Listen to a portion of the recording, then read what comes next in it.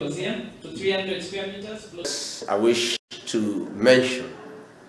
that the Kenya Kwanza government has a vision for the diaspora, which is to bring you to the center of our policy, programs, and initiatives beyond the discourse of remittances. As a government, the security and safety of all citizens is our foremost commitment and most fundamental obligation. That is why I stand here proud to see you all and to confirm government's deliberate effort to provide structures and systems that protect your welfare and rights, and also to work with you and support you to harness the immense potential of Kenyans in the diaspora for the socio-economic development of our great country.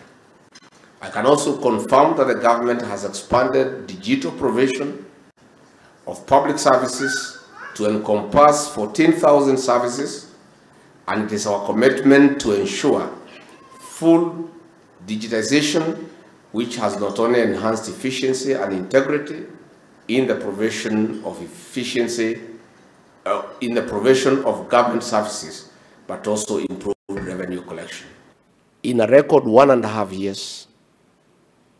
Kenya's security has never been